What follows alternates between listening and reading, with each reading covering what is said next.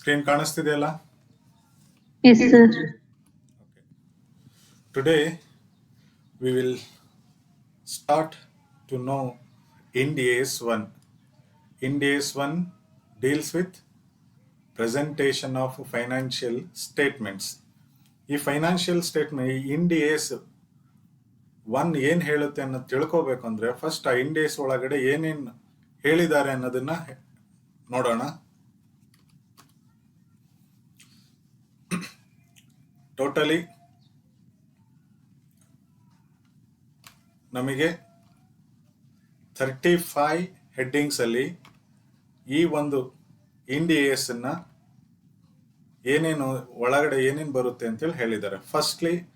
First ಪ್ಯಾರಾದಲ್ಲಿ objectives, second one scope, third one definition, fourth one material, fifth one who are owners, sixth one complete set of financial statements, seventh one general features of financial statements, presentation of a true and fair view also requires an entity, inappropriate accounting policy, can an entity depart from compliance of Ind AS, going concern, accrual, materiality and aggregation, offsetting, frequency of reporting, comparative information, consistency of presentation, identification of financial statements, balance sheet, current or non-current distinction, current assets, current liabilities, information to be presented either in the balance sheet or in the notes, statement of profit and loss, information to be presented in the profit or loss section of the statement of profit or loss, information to be presented in the OCI section. OCI stands for Other Comprehensive Income. Profit or loss for the period, other comprehensive income for the period, information to be presented in the statement of profit and loss or in the notes, changes in equity, information to be presented in the statement of changes in equity or in the notes, statement of cash flows, disclosure of accounting policies, putable financial instruments classified as equity, and lastly other disclosure. ಈ 35 headings ಅಲ್ಲಿ ನಾವು ಇದನ್ನ ಕಲಿತಕ್ಕಂಥದ್ದು. Ind AS 1 presentation of financial statements. That means basic ಆಗಿ ನಮಗೆ ಯಾರೇ ಆಗಲಿ commerce ಅಥವಾ ನಾನ್ ಕಾಮರ್ಸ್ ಬ್ಯಾಕ್ಗ್ರೌಂಡ್ ಇಂದ ಯಾರಿರ್ತಾರೆ ಅವ್ರು ಈ ಇಂಡ್ AS 1 ಈ ಕಂಟೆಂಟ್ ಅನ್ನು ಓದಿದ್ರೆ ಅವರಿಗೆ ಫೈನಾನ್ಷಿಯಲ್ ಸ್ಟೇಟ್ಮೆಂಟ್ಸ್ ಯಾವ ತರ ಪ್ರೆಸೆಂಟ್ ಮಾಡಬೇಕು ಅಂತ ಹೇಳಿ ಗೊತ್ತಾಗುತ್ತೆ. ಸೊ ಒನ್ ಬೈ ಒನ್ ನೋಡ್ತಾ ಹೋಗುವ ಈಗ. So firstly it deals with objectives. Objectives ಏನಿರುತ್ತೆ ಅಂತೇಳಿ ಹೇಳಿದ್ರೆ prescribes the basis for presentation of general purpose financial statements to ensure comparability with previous years of the entity and with other entities. ಅಂದರೆ ನಾನು ನಿಮಗೆ format ಕಳಿಸಿದ್ನಲ್ಲ balance ಶೀಟಿಂದು, balance sheet ಆಗಲಿ profit and loss ಆಗಲಿ ಯಾವುದೇ ಸ್ಟೇಟ್ಮೆಂಟ್ ಪ್ರಿಪೇರ್ ಮಾಡಿದ್ರು we prepare with 2 years figures, previous year and current year figure, and same ರಿಪೋರ್ಟನ್ನು same type of entities ಜೊತೆ ನಾವು ಕಂಪ್ಯಾರಿಟಿವ್ ಮಾಡಲಿಕ್ಕೆ ಈಸಿ ಆಗುತ್ತೆ. This is the objective. ಈ ಆಬ್ಜೆಕ್ಟಿವ್ ಅಲ್ಲಿ ಸ್ಕೋಪ್ ಏನೇನು ಕವರ್ ಮಾಡಿದ್ದಾರೆ ಅಂತ ಹೇಳಿದ್ರೆ this Ind AS applicable to all types of entities, whether it is profit oriented or non-profit oriented. ಯಾವುದೇ ಥರದ ಇಂಡಸ್ಟ್ರಿ ಆಗಿರಲಿ, ಎಂಟಿಟೀಸ್ ಆಗಿರಲಿ, ಕಂಪನೀಸ್ ಏನು ಹೇಳ್ತೀವಿ ಅದು ಪ್ರಾಫಿಟ್ ಓರಿಯೆಂಟೆಡ್ ಆಗಿರಬಹುದು ಅಥವಾ ನಾನ್ ಪ್ರಾಫಿಟ್ ಓರಿಯೆಂಟೆಡ್ ಆಗಿರಬಹುದು. ನಾನ್ ಪ್ರಾಫಿಟ್ ಓರಿಯೆಂಟೆಡ್ ಆರ್ಗನೈಸೇಷನ್ಸ್ ಯಾರು ಇಂಡ್ AS ಪ್ರಕಾರ ಫೈನಾನ್ಷಿಯಲ್ ಸ್ಟೇಟ್ಮೆಂಟ್ಸ್ ಪ್ರಿಪೇರ್ ಮಾಡ್ತಾರೆ ಅವರು ಇಂಡ್ AS ಜೊತೆ ಯಾವ ಅಕೌಂಟ್ಸನ್ನ ಪ್ರಿಪೇರ್ ಮಾಡಬೇಕು ಮತ್ತು ಇಂಡ್ AS ಅಲ್ಲಿ ಏನು ವರ್ಡ್ಸ್ ಹೇಳಿದ್ದಾರೆ ಅದೇ ಥರನೇ ಯೂಸ್ ಮಾಡಬೇಕು. ಈಗ ನಾವೆಲ್ಲ ಅದರ್ ಇನ್ಕಮ್ ಅಂತೇಳಿ ಹೇಳ್ತಾ ಇದ್ವಿ, ಅದನ್ನೇ ಇಲ್ಲಿ ಅದರ್ ಕಾಂಪ್ರಹೆನ್ಸಿವ್ ಇನ್ಕಮ್ ಅಂತ ಹೇಳಿ ಮಾಡಿದ್ದಾರೆ. ಸೊ ಟರ್ಮಿನಾಲಜಿ ಅದೇ ಉಪಯೋಗಿಸ್ಬೇಕು, ಬೇರೆ ಉಪಯೋಗಿಸೋ ಹಾಗಿಲ್ಲ. ಕ್ಲಿಯರ್? ನೆಕ್ಸ್ಟ್ ಡೆಫಿನಿಷನ್ ಏನಂತ ಹೇಳಿದ್ದಾರೆ ಅಂತ ಹೇಳಿದ್ರೆ, ಜನರಲ್ ಪರ್ಪಸ್ ಫೈನಾನ್ಷಿಯಲ್ ಸ್ಟೇಟ್ಮೆಂಟ್ಸ್ ಅನ್ನೋದನ್ನ ಇವಾಗಿಂದ ಜಸ್ಟ್ ಫೈನಾನ್ಷಿಯಲ್ ಸ್ಟೇಟ್ಮೆಂಟ್ಸ್ ಅಂತ ಹೇಳಿ ಕರೆದಿದ್ದಾರೆ. ಬಿಕಾಸ್ ಈ ಫೈನಾನ್ಷಿಯಲ್ ಸ್ಟೇಟ್ಮೆಂಟ್ಸು ಯಾರ್ಯಾರು ಯೂಸರ್ಸ್ ಇರ್ತಾರಲ್ಲ ಅವರಿಗೆ ರಿಕ್ವೈರ್ಡ್ ಇನ್ಫಾರ್ಮೇಶನ್ ಕೊಡಬೇಕು ಅಂತ ಹೇಳಿ. ಸುಮ್ಮನೆ ಯಾರೋ ಯೂಸರ್ಸ್ ಕೇಳ್ತಾರೆ ಅಂತ ಹೇಳ್ಬಿಟ್ಟು ಬೇಕಾಬಿಟ್ಟು ಇನ್ಫಾರ್ಮೇಶನ್ ಕೊಡೋದಲ್ಲ. ಸೊ ಹಾಗಾಗಿ ನಾವು ರೆಡಿ ಇನ್ಫಾರ್ಮೇಶನ್ನ ಒಂದು ಕ್ಲೀನ್ ಫಾರ್ಮೇಟ್ ಅಲ್ಲಿ ಕೊಡಬೇಕು ಅಂತ ಹೇಳಿ. ಸೊ ಈ ವರ್ಡನ್ನ ನೆಕ್ಸ್ಟ್ 4th ಬಂದ್ರೆ ಮೆಟೀರಿಯಲ್ ಅನ್ನೋ ವರ್ಡನ್ನ ಜುಲೈ ಅಂದ್ರೆ ಲಾಸ್ಟ್ ಇಯರ್ ಅಲ್ಲಿ ಅಮೆಂಡ್ ಮಾಡಿ ಈ ವರ್ಡನ್ನ ಆಡ್ ಮಾಡಿದ್ದು. ಮೆಟೀರಿಯಾಲಿಟಿ ಅಂದ್ರೆ ರಿಲವೆಂಟ್ ಆಗುತ್ತೋ ಇಲ್ಲ,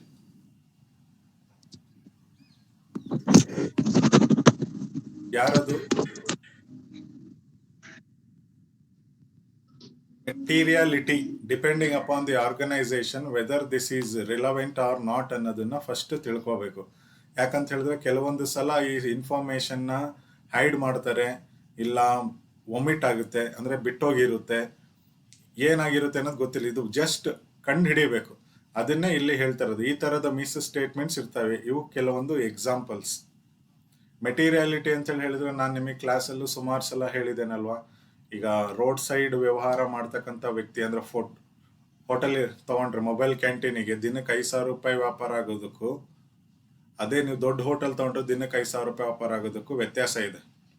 ಸೊ ದೊಡ್ಡ ಹೋಟೆಲಿಗೆ 5,000 ರೂಪಾಯಿ ವ್ಯಾಪಾರ ಏನೂ ಅಲ್ಲ, ಅದೇ ಸಣ್ಣ ಹೋಟೆಲಿಗೆ 5,000 ರೂಪಾಯಿ ತುಂಬಾ ದೊಡ್ಡ ವ್ಯಾಪಾರ. So depending upon the organisation and situation ಯಾವ ಥರದ ಅಥವಾ ಇನ್ಫಾರ್ಮೇಶನ್, ಈಗ ನಾವು ಫೈನಾನ್ಷಿಯಲ್ ಅಕೌಂಟ್ಸ್ ಪ್ರಿಪೇರ್ ಮಾಡಿರ್ತೇವೆ, ಬ್ಯಾಲೆನ್ಸ್ ಶೀಟ್ ಟೋಟಲ್ ನೋಡಿದ್ರೆ 50 ಕೋಟಿ ಇರುತ್ತೆ, ನಾವು ನೋಡಿದ್ರೆ ಒಂದು 50 ಲಕ್ಷ ರೂಪಾಯಿದ ಎಂಟ್ರಿ ಬಿಟ್ಟು ಹೋಗಿರುತ್ತೆ ಅಂತೇಳಿ ಅನ್ಕೊಳ್ಳಿ. ದಟ್ ಮೆಟೀರಿಯಲ್, ಆ ಇನ್ಫಾರ್ಮೇಶನ್ ಇದೆಯಲ್ಲ, whether it impacts the financial statements are not ಅನ್ನೋದು ಬಹಳ ಇಂಪಾರ್ಟೆಂಟ್. ಆ ಮೆಟೀರಿಯಾಲಿಟಿ ಬಗ್ಗೆ ಇಲ್ಲಿ ಹೇಳ್ತಾ ಇರೋದು. ಆ ಥರದ್ದು ಏನಾದರೂ ಇದ್ರೂ ಸಹಿತ ಅವನ್ನ ಅವಾಯ್ಡ್ ಮಾಡಬೇಕು. ನೆಕ್ಸ್ಟ್, ಹೂ ಆರ್ ಓನರ್ಸ್ ಅಂದ್ರೆ ಫೈನಾನ್ಷಿಯಲ್ ಸ್ಟೇಟ್ಮೆಂಟ್ಸ್ ಅಂತ ಹೇಳಿ ನಾವೇನ್ ಪ್ರಿಪೇರ್ ಮಾಡ್ತೇವಲ್ಲ, ಅದರ ಓನರ್ಸ್ ಯಾರು? ಅದರ ಓನರ್ಸ್ ಅಂತ ಹೇಳಿ ಬಂದ್ರೆ, owners R the holders of instruments which are classified as equity. ಅಂದ್ರೆ ಯಾವ್ದು ಶೇರ್ ಕ್ಯಾಪಿಟಲ್ ಈಕ್ವಿಟಿ ಅಂತ ಹೇಳಿ ಕನ್ಸಿಡರ್ ಮಾಡಿರ್ತಾರಲ್ಲ, ಈಗ ನಾವು ಎಲ್ಲ ವರ್ಡ್ಸ್ ಕಲಿತಾ ಇರೋದೇ ಈಕ್ವಿಟಿ ಅಂತ ಹೇಳಿ. ಸೊ ಎಲ್ಲಿ ಈಕ್ವಿಟಿ ಅನ್ನೋ ವರ್ಡ್ ಉಪಯೋಗಿಸಿರ್ತಾರಲ್ಲ, they are called the owners of the holders of instruments.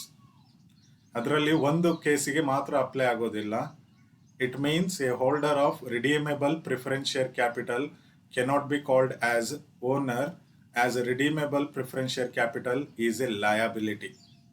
ರಿಡೀಮೇಬಲ್ ಅಂತ ಹೇಳಿದ್ರೆ ಇದನ್ನ ವಾಪಸ್ ಕೊಡ್ತಕ್ಕಂಥದ್ದು. ವಾಪಸ್ ಕೊಡೋದ್ರಿಂದ ಇದು ಲಯಬಿಲಿಟಿ ಆಗುತ್ತೆ ಹೊರತು ಈಕ್ವಿಟಿ ಆಗಲ್ಲ ಅಂತೇಳಿ ಹೇಳ್ತಾ ಇದ್ದಾರೆ ಇಲ್ಲಿ. I repeat again, who are the owners ಅಂತೇಳಿ ಹೇಳಿದ್ರೆ, owners R the holders of instruments which are classified as equity. ಈಗ ನಾವು ಬ್ಯಾಲೆನ್ಸ್ ಶೀಟ್ ಮಾಡುವಾಗ ಓನರ್ಸ್ ಈಕ್ವಿಟಿ ಅಂತ ಹೇಳಿ ಬರಿತಾ ಇದ್ವಿ ನೋಡಿ. ಆ ಓನರ್ಸ್ ಈಕ್ವಿಟಿ ಹೆಡ್ಡಿಂಗ್ ಒಳಗಡೆ ಏನೇನು ಬರುತ್ತಲ್ಲ, ಅದು ಎಲ್ಲಾನು ಅವರೆಲ್ಲರೂ ಓನರ್ಸ್ ಅಂತ ಹೇಳಿ ಹೇಳ್ತಾ ಇರೋದು. ಬಟ್ ಅದರಲ್ಲಿ ಯಾರು ಓನರ್ ಆಗಲ್ಲ ಅಂತ ಹೇಳಿದ್ರೆ, ರಿಡೀಮೇಬಲ್ ಪ್ರಿಫರೆನ್ಸ್ ಶೇರ್ ಕ್ಯಾಪಿಟಲ್ ಇರೋರು ನಾವು ಓನರ್ ಅಂತೇಳಿ ಹೇಳಕ್ ಆಗೋದಿಲ್ಲ. Because redeemable preference share capital is a liability and it's a not equity. ಇದು ಈಕ್ವಿಟಿ ಆಗಲ್ಲ. This is the highlight. So ಅಲ್ಲಿಗೆ ಈಗ ಸಿಂಪಲ್ ಆಗಿ ಬಂದ್ರೆ, ಆಬ್ಜೆಕ್ಟಿವ್ ಏನ್ objective with previous years of the entity ಮತ್ತೆ ಅದರ್ ಎಂಟಿಟಿ ಜೊತೆ ಕಂಪೇರ್ ಮಾಡಲಿಕ್ಕೆ ನಮಗೆ ಹೆಲ್ಪ್ ಮಾಡುತ್ತೆ. ಈ ಸ್ಕೋಪ್ ಬಂದ್ರೆ, ಸ್ಕೋಪ್ ಅಲ್ಲಿ ಈ ಜನರಲ್ ಪರ್ಪಸ್ ಅಂದ್ರೆ ಈ ಇಂಡಿಯಸ್ ಏನಿದೆ, ಯಾವ ಟೈಪ್ ಆರ್ಗನೈಸೇಷನ್ಗೆ, profit oriented or non profit oriented ಎಂಟಿಟೀಸ್ಗೆ ಮಾತ್ರ ಅಪ್ಲೈ ಆಗುತ್ತೆ. ಯಾರು ನಾನ್ ಪ್ರಾಫಿಟ್ ಓರಿಯೆಂಟೆಡ್ ಅವರು ಇಂಡಿಯಸ್ ಅಲ್ಲಿ ಫೈನಾನ್ಷಿಯಲ್ ಸ್ಟೇಟ್ಮೆಂಟ್ಸ್ ಪ್ರಿಪೇರ್ ಮಾಡ್ತಾರೆ, ಅವರು ಸಹ ಆ ಟರ್ಮಿನಾಲಜಿ ಈ ಇಂಡಿಯಸ್ ಅಲ್ಲಿ ಏನ್ ಹೇಳಿದ್ದಾರೆ, ಇಂಡಿಯಸ್ ಎನ್ 1 ಅಲ್ಲಿ ಅದನ್ನೇ ಉಪಯೋಗಿಸ್ಬೇಕು. ಸೊ ಡೆಫಿನಿಷನ್ ಅಂತ ಹೇಳಿದ್ರೆ, ಜನರಲ್ ಪರ್ಪಸ್ ಫೈನಾನ್ಷಿಯಲ್ ಸ್ಟೇಟ್ಮೆಂಟ್ಸ್ ಹಿಂದೆ ಇದ್ದಿದ್ದು, ಇವಾಗ ಜಸ್ಟ್ ಫೈನಾನ್ಷಿಯಲ್ ಸ್ಟೇಟ್ಮೆಂಟ್ಸ್ ಅಂತ ಹೇಳಿ ಕರೆದಿದ್ದಾರೆ. So materiality it depends on the nature or magnitude of information, ಅದು ಯಾವ ಥರದ ಅನ್ನೋದ್ರ ಮೇಲೆ ನಮಗೆ ಗೊತ್ತಾಗ್ತಕ್ಕಂಥದ್ದು. ಅದಕ್ಕೆ ಕೆಲವೊಂದು ಎಕ್ಸಾಂಪಲ್ಸ್ ಇಲ್ಲಿದಾವೆ ನೋಡಿ. Giving information in unclear or vague language. ನಾನು ಬೆಳಗ್ಗೆ ತಾನೇ ಆಡಿಟಿಂಗಲ್ಲಿ ಹೇಳ್ತಾ ಇದ್ದೆ, audit notebook, audit working papers ಅಂತ ಹೇಳಿ. ಅಂದರೆ ಆಡಿಟ್ ವರ್ಕಿಂಗ್ ಪೇಪರ್ಸಲ್ಲಿ ಏನಾದರೂ ನಮ್ಮ ಕಣ್ಣಿಗೆ ನೋಟಿಸ್ ಇರೋದು, ಅಬ್ಸರ್ವ್ ಮಾಡಿರ್ತಕ್ಕಂಥದ್ದು ಬರ್ಕೊಂಡಿರ್ತೇವೆ. ಈಗ ನಾವು ಯಾರೋ ಮೇನ್ ಆಫೀಸರ್ ಜೊತೆ ಮಾತಾಡ್ತಿರ್ತೀವಿ, ಅವರು ಸರಿಯಾಗಿ ರೆಸ್ಪಾನ್ಸ್ ಕೊಡದೇ ಇರೋದು. ಈ ಮೆಟೀರಿಯಾಲಿಟಿ ಅನ್ನೋದು ಬರೀ ಮಾನಿಟರಿ ಥಿಂಗ್ಸ್ ಆಗಿರಬೇಕು ಅಂತಿಲ್ಲ, ನಾನ್ ಮಾನಿಟರಿ ಥಿಂಗ್ಸು ಆಗಿರ್ಬೋದು. Scattering the information throughout the financial statements where in users cannot properly. ಅಂದರೆ ಇನ್ಫಾರ್ಮೇಶನ್ ಎಲ್ಲಿ ಬೇಕಲ್ಲಿ ಹ್ಯಾಪಜರ್ಡ್ ಆಗಿ ಹೇಳೋದು, ಸರಿಯಾಗಿ ಹೇಳದೇ ಇರೋದು. Dissimilar or similar items are appropriately aggregated, providing lot of immaterial information so that users wouldn't focus on material matters. ಅಂದರೆ agenda ಏನೋ ಒಂದಿರುತ್ತೆ, ಬಟ್ ಇಲ್ಲಿ ಹೇಳೋದು ಇನ್ನೊಂದು ಥರ ಆಗುತ್ತೆ. ಸೊ ಈ ಥರದ ಮೆಟೀರಿಯಾಲಿಟಿ ಏನನ್ನೋದನ್ನು ಫೈನಾನ್ಷಿಯಲ್ ಸ್ಟೇಟ್ಮೆಂಟ್ಸ್ ಪ್ರಿಪೇರ್ ಮಾಡುವಾಗ ಹೇಳಬೇಕಾಗುತ್ತೆ ಅಂಥೇಳಿ ಹೇಳಿರೋದು.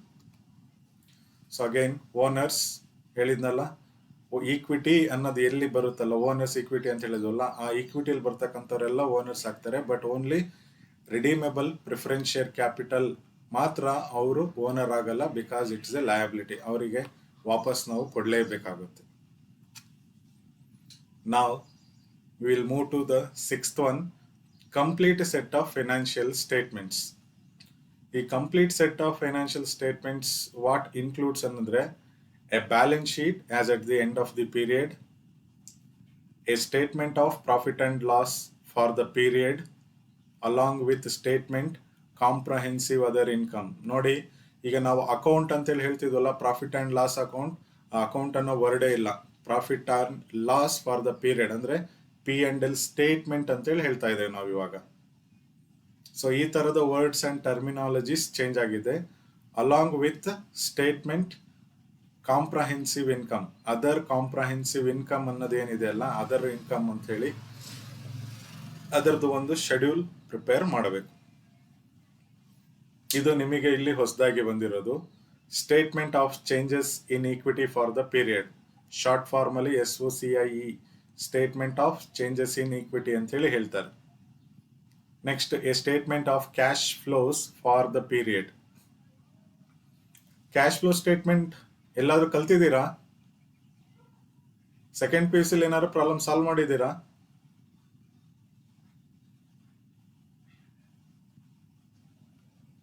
ಕೇಳಿಸ್ತಿದ್ಯಾ ನಾನು ಹೇಳ್ತಾ ಇರೋದು?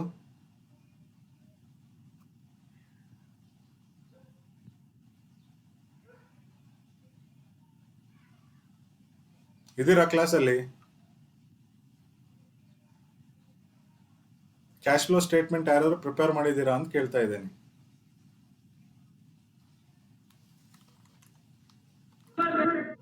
No, sir. Okay. So cash flow statement, notes comprising significant accounting policies and other explanatory information. ಇದು 5 ನಾನು ಹೇಳಿದ್ದೆ. Next, comparative information of previous period and a balance sheet at the beginning of the preceding period when an entity applies an accounting policy retrospectively, makes retro when it reclassifies items in its financial statement. So ಇದೆಲ್ಲ statements ಏನಿದೆ, ನಾವು balance sheet ಆಗಲಿ, profit and loss ಆಗಲಿ, ಪ್ರತಿ ಏನು amount information ಹಾಕ್ತೀವಿ, ಒಂದು current year amount information ಇರುತ್ತೆ, ಇನ್ನೊಂದು ಪ್ರೀವಿಯಸ್ ಇಯರ್ ಅಮೌಂಟ್ ಇನ್ಫಾರ್ಮೇಷನ್ ಇರುತ್ತೆ. ಈಗ ನೀವು ಕೇಳ್ಬೋದು, ಈ ಸಲ ಫಸ್ಟ್ ಟೈಮ್ ಹೋಗ್ತಕ್ಕಂಥವ್ರು IND-AS ಅಲ್ಲಿ ಫೈನಾನ್ಷಿಯಲ್ ಸ್ಟೇಟ್ಮೆಂಟ್ಸ್ ಪ್ರಕಾರ ಪ್ರಿಪೇರ್ ಮಾಡಿದರೆ ಲಾಸ್ಟ್ ಇಯರ್ದು ಹೆಂಗೆ ವ್ಯಾಲ್ಯೂಸ್ ಹಾಕೊಳ್ಬೇಕು ಅಂತ ಹೇಳಿ. ಲಾಸ್ಟ್ ಇಯರ್ದು ಅದೇ ಥರ ಪ್ರಿಪೇರ್ ಮಾಡಿ ಲಾಸ್ಟ್ ಇಯರ್ ವ್ಯಾಲ್ಯೂಸ್ ಹಾಕೊಳ್ಬೇಕಾಗಿ ಬರುತ್ತೆ. ಅದರ್ವೈಸ್ ನಾವು ಕಂಪ್ಯಾರಿಟಿವ್ ಇನ್ಫಾರ್ಮೇಷನ್ ಕೊಡಲಿಕ್ಕೆ ಆಗೋದಿಲ್ಲ ಇಲ್ಲಿ. ನೆಕ್ಸ್ಟ್, ಲಾಸ್ಟ್ ಅಕೌಂಟಿಂಗ್ ಪೀರಿಯಡ್ ಇದು ಮತ್ತು ಈ ಅಕೌಂಟಿಂಗ್ ಪೀರಿಯಡಲ್ಲಿ ಏನಾದರೂ ಅಕೌಂಟಿಂಗ್ ಪಾಲಿಸಿ ರೆಟ್ರಾಸ್ಪೆಕ್ಟಿವ್ಲಿ ಕೊಟ್ಟಿದ್ರೆ ಏನಾಗಿದೆ ಅನ್ನೋದನ್ನು ಹೇಳಬೇಕಾಗಿ ಬರುತ್ತೆ. ನೀವೆಲ್ಲ ಇದು ಅಕೌಂಟಿಂಗ್ ಕನ್ವೆನ್ಷನ್ಸ್ ಕೇಳಿರಬೇಕು. ಅದರಲ್ಲಿ ಡಿಸ್ಕ್ಲೋಜರ್ ಬರುತ್ತೆ, ಕನ್ವೆನ್ಷನ್ ಆಫ್ ಡಿಸ್ಕ್ಲೋಜರ್ ಅಂತ ಹೇಳಿ ಏನು ಬರುತ್ತಲ್ಲ, ಆ ಡಿಸ್ಕ್ಲೋಜರಲ್ಲಿ ಇವೆಲ್ಲ notes to accounts comprising significant accounting policies and other explanatory information. ನಾವು ಫೈನಾನ್ಷಿಯಲ್ ಸ್ಟೇಟ್ಮೆಂಟ್ಸನ್ನು ಪ್ರಿಪೇರ್ ಮಾಡುವಾಗ ಏನು ಮೆಥಡನ್ನು ಅಪ್ಲೈ ಮಾಡಿದ್ದೀವಿ. ಸೊ ಈಗ ಫಾರ್ ಎಕ್ಸಾಂಪಲ್ ಅಕ್ರೂವಲ್ ಬೇಸಿಸಲ್ಲಿ ಪ್ರಿಪೇರ್ ಮಾಡಿದಾರೋ, ಕ್ಯಾಶ್ ಬೇಸಿಸಲ್ಲಿ ಪ್ರಿಪೇರ್ ಮಾಡಿದಾರೋ ಅದನ್ನು ತಿಳ್ಕೋಬೇಕು. ನಾರ್ಮಲಿ ಈ ಇನ್ ಡೇಸ್ ಅಪ್ಲಿಕೇಬಲ್ ಮಾಡೋರ್ದು ನನಗೆ ಗೊತ್ತಿರೋ ಪ್ರಕಾರ ಕ್ಯಾಶ್ ಬೇಸಿಸ್ ಬರೋದೇ ಇಲ್ಲ, ಓನ್ಲಿ ಅಕ್ರೂವಲ್ ಬೇಸಿಸ್ ಅಕೌಂಟಿಂಗ್ ಮಾತ್ರ ಬರೋದು. ಸೊ ಅದನ್ನು ನಾವು ಒಂದು ಡಾಕ್ಯುಮೆಂಟ್ ಮಾಡಬೇಕು. ಈಗ ಫಿಕ್ಸಡ್ ಅಸೆಟ್ಸ್ ಇರುತ್ತೆ, ಡಿಪ್ರಿಸಿಯೇಷನ್ ಯಾವ ಮೆಥಡ್ ಆಫ್ ಡಿಪ್ರಿಸಿಯೇಷನ್ ಅಪ್ಲೈ ಮಾಡಿದ್ದೀವಿ, ಲಾಸ್ಟ್ ಇಯರ್ಗೂ ಸೇಮ್ ಮೆಥಡ್ ಆಫ್ ಡಿಪ್ರಿಸಿಯೇಷನ್ ಇದೆಯಾ, ಚೇಂಜಸ್ ಆಗಿದೆಯಾ. ಸೊ ಆ ಥರ ಇಲ್ಲಿ ಕಂಪ್ಯಾರಿಟಿವ್ ಇನ್ಫಾರ್ಮೇಷನ್ ನಮಗೆ ಈಸಿಲಿ ಗೊತ್ತಾಗುತ್ತೆ ಯಾವುದು ಇನ್ಕ್ರೀಸ್ ಆಗಿದೆ, ಯಾವುದು ಡಿಕ್ರೀಸ್ ಆಗಿದೆ ಅಂತೇಳಿ. This is complete set of financial statements.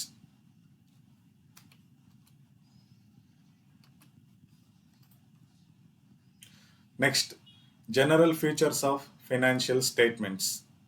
General feature ಅಂದರೆ ನಾನು ಆಡಿಟಿಂಗಲ್ಲಿ ಹೇಳ್ತಾ ಇರ್ತೇನೆ ಗೊತ್ತಾ, ಟ್ರೂ ಆ್ಯಂಡ್ ಫೇರ್ ವ್ಯೂ.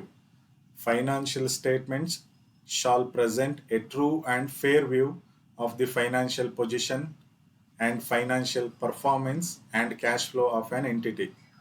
ನಾವು ಫೈನಾನ್ಷಿಯಲ್ ಪೊಸಿಷನ್ ರಿವೀಲ್ ಮಾಡೋದಾಗಲಿ, profit and loss statement prepare ಮಾಡೋದಾಗಲಿ, ಕ್ಯಾಶ್ ಫ್ಲೋ ಸ್ಟೇಟ್ಮೆಂಟ್ ಪ್ರಿಪೇರ್ ಮಾಡೋದಾಗಲಿ, it should indicate a true and fair view. ಅಂದರೆ complete, they should be no errors and no frauds.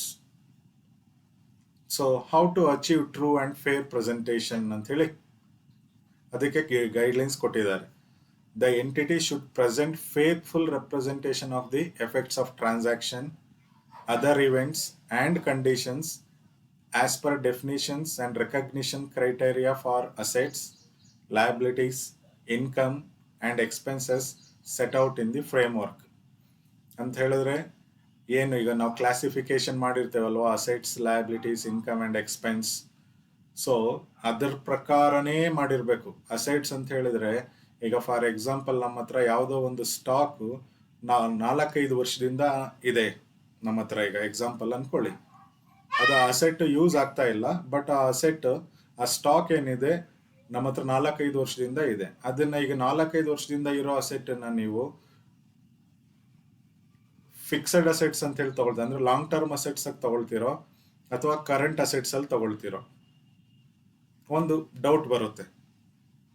ಅದೇ ಥರ liability, long over liabilities ಇರುತ್ತಲ್ಲ, 2-3 ವರ್ಷದಿಂದ liabilities ಕೊಟ್ಟೇ ಇರಲ್ಲ, books of ಅಕೌಂಟ್ಸಲ್ಲಿ ತೋರಿಸ್ತಾ ಬಂದಿರ್ತೀವಿ. ಈ ಥರದ್ದು ಏನಿದೆ ಅನ್ನೋದು ಆ್ಯಸ್ ಪರ್ ಡೆಫಿನಿಷನ್ ನಿಮಗೆ ಮುಂದೆ ಬರುತ್ತೆ. ನಾನು ಅವಾಗಲೇ ಹೇಳುವಾಗ ಏನು 35 ಪಾಯಿಂಟ್ಸ್ ಹೇಳಿದೆ, 35 ಪಾಯಿಂಟ್ಸಲ್ಲಿ ಈ ಅಸೆಟ್ಸ್ ಅಂದರೆ ಏನೇನು ಸೇರ್ಕೊಂಡಿರುತ್ತೆ, ಲಯಬಿಲಿಟೀಸ್ ಅಂದರೆ ಏನೇನು ಸೇರ್ಕೊಂಡಿರುತ್ತೆ, ಇನ್ಕಮ್ ಅಂದರೆ ಏನು, ಎಕ್ಸ್ಪೆನ್ಸ್ ಅಂದರೆ ಏನು ಅನ್ನೋದು ಮುಂದಿನ ದಿನಗಳಲ್ಲಿ ನಿಮಗೆ ಈ ಇಂಡ್ AS 1 ಪ್ರಕಾರ ಗೊತ್ತಾಗುತ್ತೆ. The application of end AS is presumed that financial statements give a true and fair view. In addition to this, additional disclosures should be given wherever necessary. So ಇದನ್ನು ಅಚೀವ್ ಮಾಡಬೇಕು ಅಂತೇಳಿ ಹೇಳಿದರೆ classification ಸರಿಯಾಗಿರಬೇಕು. Classification ಸರಿಯಾಗಿದ್ದು ಎಲ್ಲೆಲ್ಲಿ disclosure ಕೊಡಲಿಕ್ಕೆ ಸಾಧ್ಯ ಅಲ್ಲೆಲ್ಲ ಕಡೆ ಡಿಸ್ಕ್ಲೋಜರ್ಸ್ ಕೊಡಬೇಕು. ಒಂದು ಸಲ an entity can claim that it complied with Ind AS only when it follow all applicable Ind AS. ಅಂದರೆ ಇಂಡ್ AS ಏನು ಇವಾಗ ಒಂದು 16-20 ಇದಾವಲ್ವ, ನಾನು ತೋರಿಸಿದ್ನಲ್ಲ ಇಂಡ್ AS, ಇಂಡ್ ASಗೆ ಕಾಂಪ್ಲೈ ಆಗಿದೆ ಅಂತೇಳಿ ಹೇಳಿದರೆ ಬರೀ ಇಂಡ್ AS 1 ಪ್ರಕಾರ ಸ್ಟೇಟ್ಮೆಂಟ್ ಪ್ರಿಪೇರ್ ಮಾಡಿದ್ರೆ ಅಲ್ಲ, ಎಲ್ಲ ಇಂಡ್ AS ಏನು ಹೇಳುತ್ತೆ ಆ ಎಲ್ಲ ಇಂಡ್ AS ಪ್ರಕಾರ ಫೈನಾನ್ಷಿಯಲ್ ಸ್ಟೇಟ್ಮೆಂಟ್ಸ್ ಪ್ರಿಪೇರ್ ಮಾಡಿದ್ರೆ then only we say that it is complied with Ind AS. ಇಲ್ಲ ಅಂತ ಹೇಳಿದ್ರೆ ನೋ ಚಾನ್ಸ್.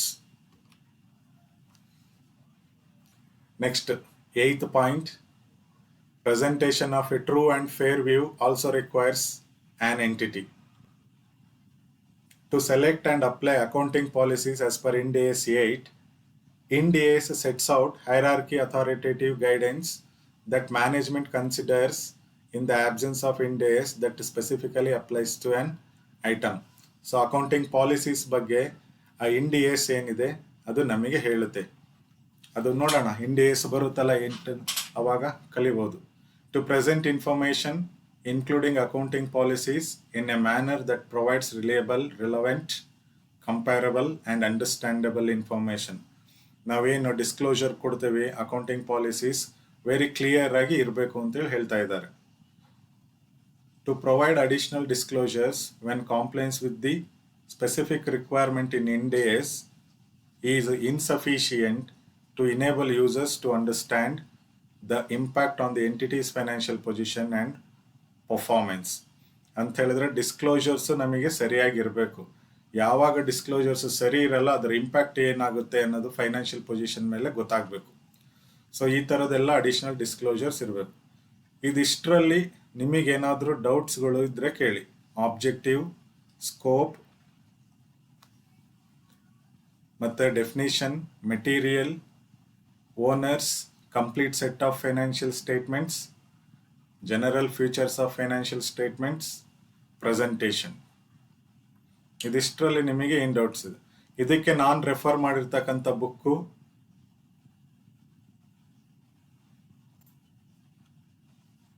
ಇಂಡ್ ಏಸ್ ಅಂತ ಹೇಳಿ ಬುಕ್ ಹೆಸರು. ಅದನ್ನು ಬರ್ದಿರೋ ರೆಫರೆನ್ಸ್ ಇಲ್ಲಿ ಹಾಕಿದ್ದೀನಿ ನೋಡಿ.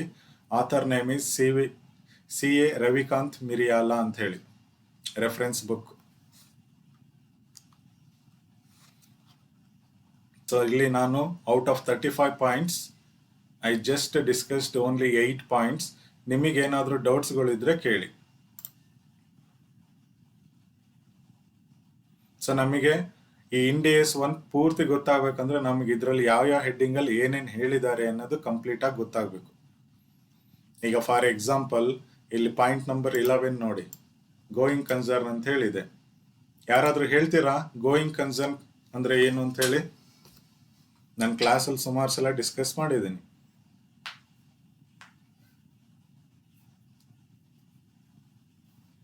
Can anybody tell what is going concern?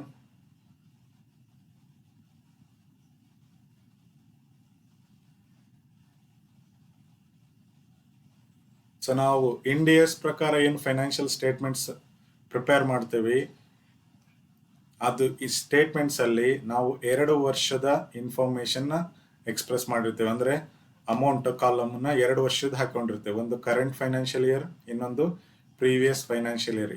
ಏನಕ್ಕೆ ಅಂತೇಳಿ ಹೇಳಿದರೆ ಇನ್ ಆರ್ಡರ್ ಟು ಕಂಪೇರ್. ಯಾಕಂದರೆ ನಾವು ಕಂಪ್ಯಾರಿಟಿವ್ ರಿಪೋರ್ಟು ಸಹಿತ ಪ್ರಿಪೇರ್ ಮಾಡಬೇಕು. ಸೊ ಯಾರಿಗೇನಾದರೂ ಡೌಟ್ಸ್ ಇದ್ದರೆ ಕೇಳಿ. ನಾನು ಕೇಳಿದ್ದೀನಿ ಇಂಡ್ AS ಪ್ರಕಾರ ಯಾರು ಫೈನಾನ್ಷಿಯಲ್ ಸ್ಟೇಟ್ಮೆಂಟ್ಸ್ ಪ್ರಿಪೇರ್ ಮಾಡಿದಾರಲ್ಲ ಆ ಥರದ ರಿಪೋರ್ಟ್ಸ್ ಇದ್ದರೆ ಕೊಡಿ ಅಂತ. ಅದು ಬಂದರೆ ರಿಯಾಲಿಟಿ ಹೊರಗಡೆ ಹೇಗಿದೆ ರಿಪೋರ್ಟ್ಸ್ ಅಂತೇಳಿ ನಾನು ತೋರಿಸ್ತೀನಿ ನಿಮಗೆ. ನಾನು ಇಲ್ಲಿ ಗೋಯಿಂಗ್ ಕನ್ಸರ್ನ್ ಬಗ್ಗೆ ಕೇಳ್ತಾ ಇದ್ದೆ.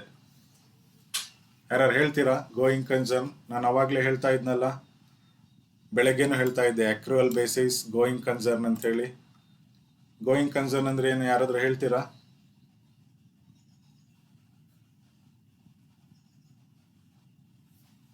ಯಾರು ಇಲ್ವಾ?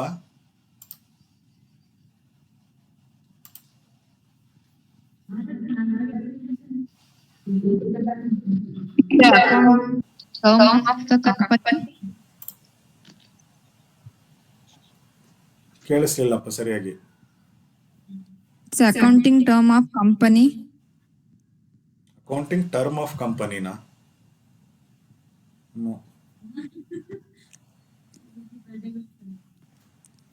ಅಂದ್ರೆ ಅಸೆಟ್ ಹೇಳು ಹೇಳು ಹೇಳು. ಅಸೆಟ್ಟು ಮತ್ತೆ ಅದು ಎಕ್ಸ್ಪೆನ್ಸಸ್ ಮತ್ತೆ ಅಸೆಟ್ ನ ಡೆಫರ್ಡ್ ಮಾಡೋದು ರಿಪೋರ್ಟ್ ಇರುತ್ತಲ್ಲ ಸರ್, ಅದು ಇದ್ರೆ ಗೋಯಿಂಗ್ ಕನ್ಸರ್ನ್ ಅಂತ. ಕ್ಲಾಸಲ್ಲಿ ಸುಮಾರು ಸಲ ಹೇಳಿದ್ದೇನೆ.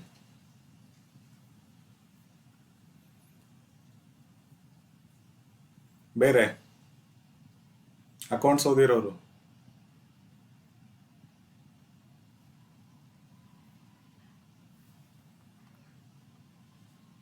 ಬಿಸ್ನೆಸ್ ಅಲ್ಲಿ ಕಂಟಿನ್ಯೂಟಿ ಇದ್ರೆ ಅದನ್ನ ಗೋಯಿಂಗ್ ಕನ್ಸರ್ನ್ ಕಾನ್ಸೆಪ್ಟ್.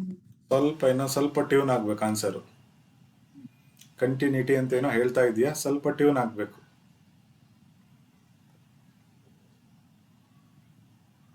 ಅಂದ್ರೆ ಬಿಸ್ನೆಸ್ ಬಂದ್ಬಿಟ್ಟು ರೆಗ್ಯುಲರ್ ಆಗಿ ನಡೀತಾ ಇರ್ಬೇಕು ಇಯರ್ಲಿ ಅದು ಸ್ಟಾಪ್ ಆಗ್ಬಾರ್ದು ಅನ್ನೋ ತರ ಸರ್.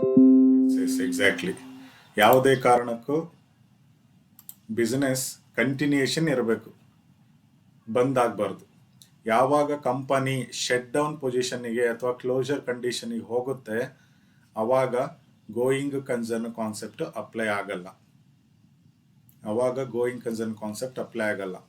ಸೇ ಫಾರ್ ಎಕ್ಸಾಂಪಲ್, ಈಗ ನಮ್ಮ ಕಾಲೇಜ್ ಆಡಿಟ್ ನಡೀತಾ ಇದೆ ಅಂತೇಳಿ ಇಟ್ಕೊಳ್ಳಿ. ಈಗ ಬರ್ತಾರೆ, ನಮ್ದು ಗೌರ್ನಮೆಂಟ್ ಆಡಿಟ್ ಆಗುತ್ತೆ, ಬರ್ತಾರೆ ಆಡಿಟ್ ಮುಗಿಸ್ಕೊಂಡು ಹೋಗ್ತಾರೆ. ಆಡಿಟ್ ಮುಗಿಸ್ಕೊಂಡು ಹೋದ್ಮೇಲೆ ಅಲ್ಲಿಗೆ ಮುಂದಿನ ವರ್ಷ ಕಾಲೇಜ್ ಇರುತ್ತಾ ಇರಲ್ವಾ?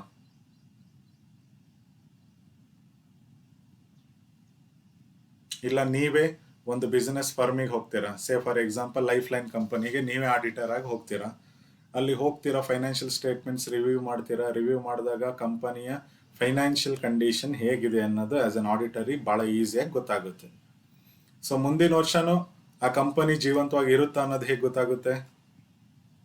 ಯಾವಾಗ ಈ ಕಾನ್ಸೆಪ್ಟ್ ಇದ್ರೆ ಮಾತ್ರ. Auditor has to decide whether company continues its operation in the coming years also ಅನ್ನೋದನ್ನ ಡಿಸೈಡ್ ಮಾಡೋದು. ಇಂಡೆಫಿನೆಟ್ ಪೀರಿಯಡ್ಗೆ ಆರ್ಗನೈಸೇಷನ್ ರನ್ ಆಗ್ತಾ ಇರುತ್ತೆ ಅಂತೇಳಿ ಅರ್ಥ. ಪರ್ಪೆಕ್ಚುಯಲ್ ಸಕ್ಸೆಷನ್ ಅಂತೇಳಿ ಹೇಳ್ತಾರೆ. ಅದೇ ಥರ ಆಕ್ರುವಲ್ ಬೇಸಿಸ್. ಈ ಇಂಡಿಯಸ್ಗಳು ಏನಿದಾವೆ, ಈ ಎಲ್ಲ ಇಂಡಿಯಸ್ಗಳು ಪ್ರಿಪೇರ್ ಮಾಡಬೇಕಂದ್ರೆ ಮೆಥಡ್ ಆಫ್ ಅಕೌಂಟಿಂಗ್ ಮೆಥಡ್ ಬಂದ್ಬಿಟ್ಟು, ಸಿಸ್ಟಮ್ ಆಫ್ ಅಕೌಂಟಿಂಗ್ ಬಂದ್ಬಿಟ್ಟು ಆಕ್ರುವಲ್ ಮೆಥಡೇ ಇರಬೇಕು. ಕ್ಯಾಶ್ ಬೇಸಿಸಲ್ಲಿ ಇರಲ್ಲ. ಆಕ್ರುವಲ್ ಬೇಸಿಸಲ್ಲಿ ಇತ್ತು ಅಂತೇಳಿ ಹೇಳಿದ್ರೆ ಏನಾಗುತ್ತೆ, ಔಟ್ಸ್ಟ್ಯಾಂಡಿಂಗ್, ರಿಸೀವೇಬಲ್ ಇವೆಲ್ಲ ಇದಾವಲ್ಲ, ಇವೆಲ್ಲ ಎಂಟ್ರೀಸ್ ನಾವು ಇದರಲ್ಲಿ ಹಾಕ್ತೇವೆ. ಕ್ಯಾಶ್ ಬೇಸಿಸಲ್ಲಿ ಇದ್ರೆ ಪೇಯ್ಡ್ ಆರ್ ರಿಸೀವ್ಡ್ ಅಷ್ಟೇ. ಸೊ ಇದನ್ನ ನೆಕ್ಸ್ಟ್ ಕ್ಲಾಸಲ್ಲಿ ನೋಡೋಣ. ಇವತ್ತಿನ ಕ್ಲಾಸಲ್ಲಿ ಇಷ್ಟು ಪಾಯಿಂಟ್ಸಲ್ಲಿ 1 to 8 ನಿಮಗೇನಾದರೂ ಡೌಟ್ಸ್ ಇದ್ರೆ ಕೇಳಿ. 1 to 8. ಸೊ ಈಗ ನಾನು ನಿಮಗೆ ಸಿಂಪಲ್ ಆಗಿ ಕೇಳ್ತೀನಿ, who are owners?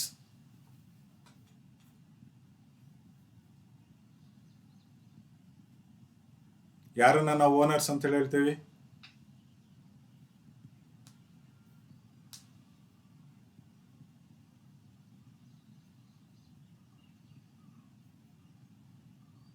Equity share holders. Mean equity ಅನ್ನೋ ವರ್ಡ್ ಅಲ್ಲಿ ಯಾರ್ಯಾರು ಬರ್ತಾರಲ್ಲ, ಓನರ್ಸ್ ಈಕ್ವಿಟಿ ಅಂತ ಹೇಳಿ ಬಂದ್ರೆ ಅದ್ರಲ್ಲಿ ಪ್ರಿಫರೆನ್ಸ್ ಶೇರ್ಸು ಬರ್ತಾರೆ, ಗೊತ್ತಾಯ್ತಾ? Not only equity share holders but preference share holders ಬರ್ತಾರೆ. ಬಟ್ ಎಂತ ಪ್ರಿಫರೆನ್ಸ್ ಶೇರ್ ಹೋಲ್ಡರ್ಸ್ ಬರಲ್ಲ ಅಂತೇಳಿ ಹೇಳಿದ್ರೆ ರಿಡೀಮೇಬಲ್ ಪ್ರಿಫರೆನ್ಸ್ ಶೇರ್ ಹೋಲ್ಡರ್ಸ್ ಬರಲ್ಲ. Because it is considered as liability, not equity. ಈಗ complete set of financial statements ಅಂದ್ರೆ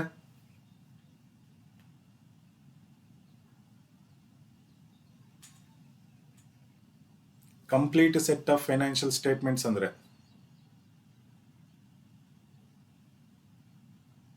Balance sheet, profit and loss, other comprehensive income, sheet, profit and loss, other comprehensive income, ಮತ್ತೆ Statement of cash flow for the period.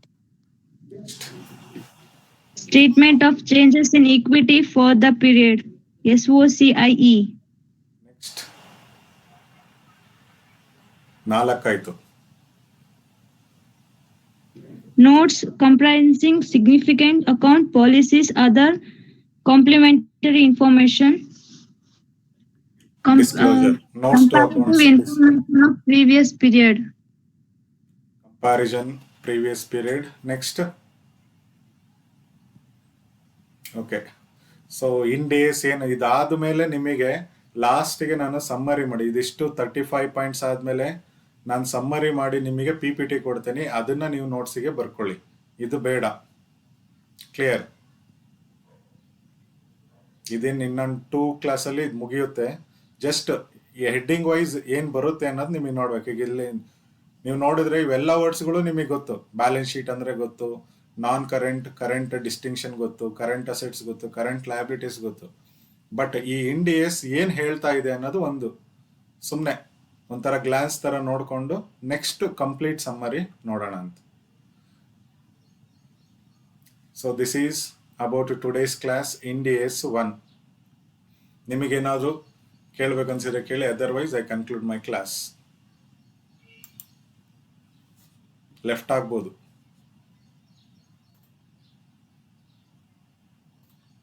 Thank you, sir. Thank you.